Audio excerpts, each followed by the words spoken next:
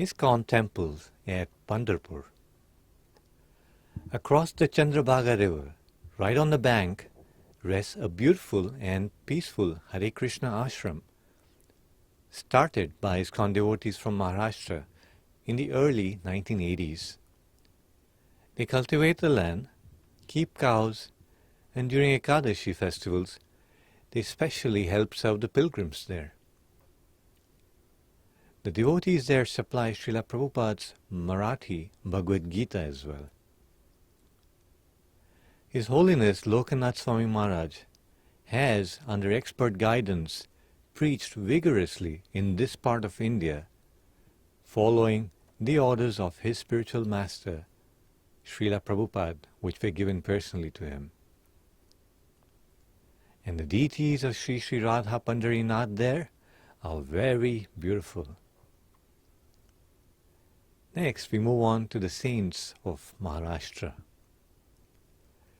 In a letter dated 30th of July 1977, Srila Prabhupada encouraged His Holiness Lokanath Maharaj in this way by saying, "The whole of India and specifically your Maharashtra are enthused with Krishna.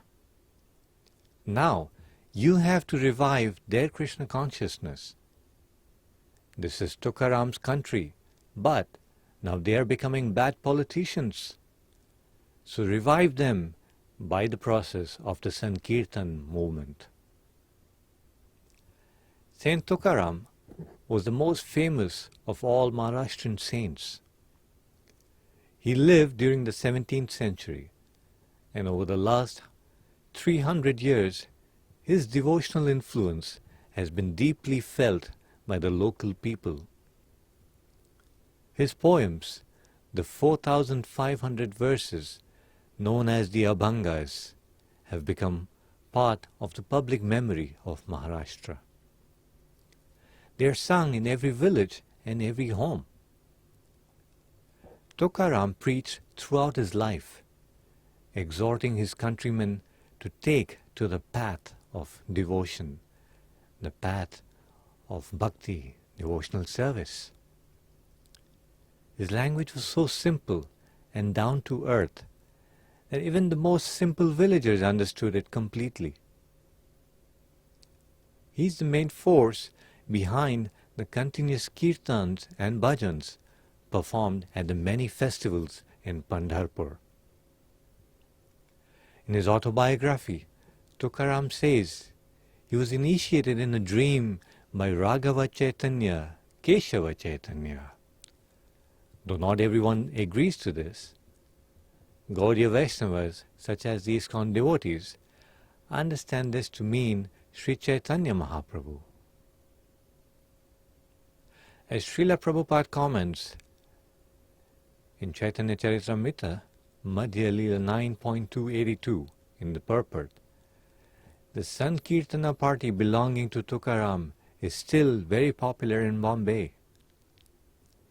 It exactly resembles the Gaudiya Vaishnava Sankirtan parties, for they chant the holy name with mridanga and kartalas. They also wear neck beads and tilaka similar to those of the Gaudiya tradition. Tukaram Acharya was a great devotee of Lord Vitthala. As mentioned before, the deity is self-manifested. That is, he spontaneously appeared without being carved and installed. Expressing full faith in this deity of Lord Vitthala, Tukaram wrote, "If anyone says that this deity was once installed, his mouth will be filled with worms." Sant Tukaram sometimes had to suffer humiliation and opposition from envious people, but he always stayed more humble than a blade of grass, thus changing the hearts of his enemies as well.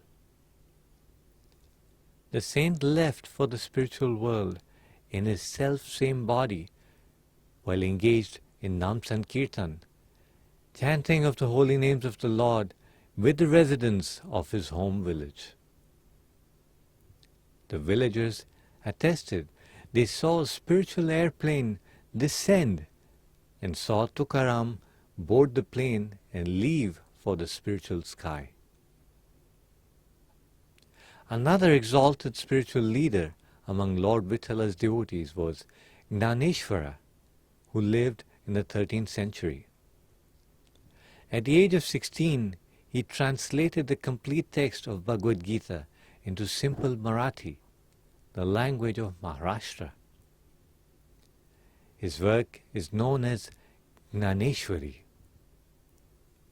He attained Samadhi at the age of 21. Also famous is the life of Saint Namadev.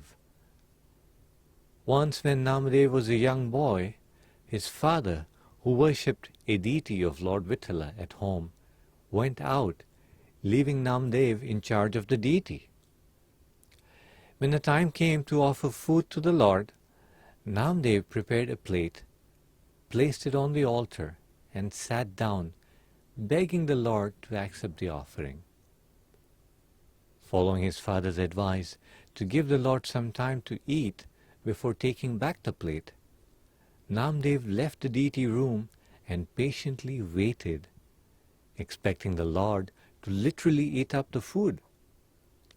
From time to time, the boy would check, but the Lord seemed to be standing still. And after quite some time had passed, and Namadev saw no sign that the Lord would ever eat, Namadev decided to intervene.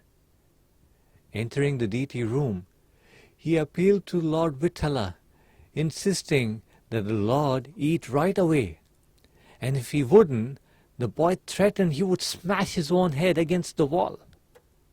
To the boy's surprise, Lord Vitthala then took his lotus hands off his hips and physically ate the offering.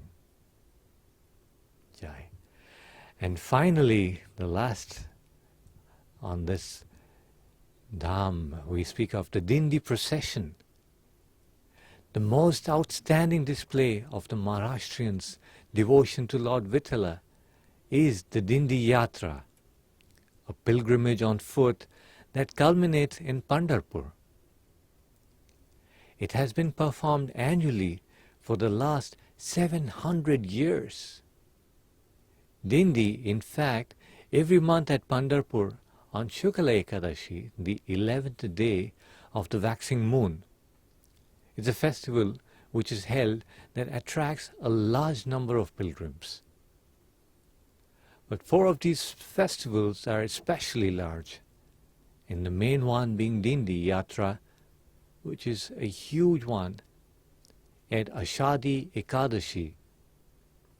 This festival draws a crowd of 700,000 people. As many as 200,000 come on foot. The festival falls during the month of Ashad, which is, as per the English calendar, the month of July, and marks the beginning of Chaturmasya, the 4 months of the rainy season. According to the Padma Puran, on that day the Lord goes to sleep for 4 months. And when he wakes up at the end of the month of Kartika, another festival is held, and that's the second biggest. For each of these festivals, pilgrims come from all the districts of Maharashtra and from other provinces of India like Gujarat, Karnataka and Andhra Pradesh. The pilgrims follow in the footsteps of their many saints and spiritual leaders. Many of the pilgrims are Varkaris. The word Varkari combines the words Vari and Kari, the former standing for the regular trip to Pandharpur, and the latter meaning the one who does it. Varkari thus means one who journeys to Pandharpur at a specific time in the year. The Varkaris vow to visit Pandharpur every month, or at least once a year during an Ekadashi festival. The Varkaris form well-organized and disciplined processions called dindis, which start off from the birth sites and samadhi, places of various saints, and converge in Pandharpur. The pilgrims travel 150 to 300 kilometers depending on where they start. The biggest of all dindis is that of Gnaneshwara, which forms a gigantic procession. It originates in Alandi near Pune and covers about 250 kilometers in an 18-day walk. Some of the smaller groups are on the road for about a month. Many more come by bus and train. The men on the procession, dressed alike in white dhotis, kurtas, and typical Gandhi hats, they walk in lines of 6 or 7 abreast. They beat small brass cymbals called tal in such a perfect rhythm that even when several hundreds play together, it sounds like one person alone. In the front, several men carry saffron flags. Next, a group of men on each dindi carry a decorated palanquin known as the palaki, bearing symbolic footprints or padukas of the saint they follow. The leader of the group walks at the back, playing the veena, accompanied by one or more drum players. Behind the men follow the women, dressed in bright colorful saris. Some carry tulsi plants in decorated pots on their heads, whilst others carry pots with water to serve their fellow workeries. 50 to 500 people walk in each dindi group. Responding heartily to their kirtan leaders, they sing the mantras Jaya Jaya Vithobha Rakumai, Jaya Jaya Vithobha Rakumai, Jaya Jaya Rama Krishna Hare, Jaya Jaya Rama Krishna Hare, interspersed with lively songs glorifying Lord Vitthala.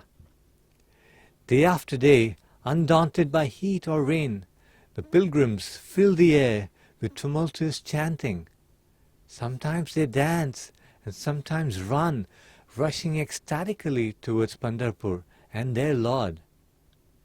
In the midst of this procession, the words spoken by the Lord in the Padma Purana comes alive. Tatra tisthami Narada yatra gayanti madbhaktaha. O Narada, I stay where my devotees glorify me. Each dindi is supported by vehicle trucks and bullock carts carrying crews ahead to cook and set up tents. When the pilgrims stop to rest and have their meals, each group finds its supporting crew, just as calves recognize their mothers in the midst of a herd. No one goes hungry on a dindi. The bigger groups cook in gigantic pots and distribute prasadam to anyone who sits in the line. The government supplies water for drinking and bathing. In Dindi, the walkers reached their day's destination by late afternoon. The convergence of pilgrims and the symbolic presence of their saints awakens the sleepy villages with intense religious fervor. In the evening, groups everywhere perform kirtan, and crowds of thousands listen to various speakers who spice their discourses with songs of the saints to the tune of musical instruments. These speakers are like one-act players. They entertain and involve their audience, inspiring them to sing along. On Dindi, everything is done collectively. Crowds are cooking, crowds sitting in lines for prasadam, crowds sleeping side by side, crowds moving around, crowds queuing up for darshana in the temples along the way, and crowds meeting the calls of nature in the fields. You're never alone on a dindi. The dense crowd stretches many, many kilometers. People walking ahead or struggling in the back to keep up. Many people independently follow the dindi, carrying their few belongings upon their heads. Some begin walking as soon as they get up, as early as 2 a.m. The main group starts at 6:30 a.m. Walking about 15 kilometers a day, the dindis finally reach the outskirts of Pandharpur and unite at Vakari, a small village 3 kilometers away. On the eve of the Ashada Ekadashi, still more people joined for the last leg of the pilgrimage. The 3-kilometer stretch from Vakari to the holy town of Pandharpur turns into a river of humanity flowing towards the ocean of mercy at the Lord's lotus feet. In his writings, Bilva Mangal Thakur warns travelers passing through Pandharpur, "Do not walk on the bank of the river Bhisma. A bluish-black person stands there, and even though his hands rest peacefully on his hips, he is expert at stealing the heart of anyone who sees him." It seems that the Varkaris carefully ignore Bilva Mangal Thakur's advice. In fact, they are especially eager to meet that person. Upon reaching Pandharpur, the pilgrims take a dip in the Candrabhaga river. Then, carrying the palanquins on their shoulders, they perform Nagar Pradakshina, walking a circle around the holy town. And then they queue up all night at the temple to just catch a glimpse of Lord Vitthala on the Ekadashi day. In the heavy rush, each will get to see the Lord for perhaps a few seconds, but for them it will be enough. Their souls will be satisfied, and it will have been worth the trouble. Shri Pandharpur Dham ki Jai. Hare Krishna.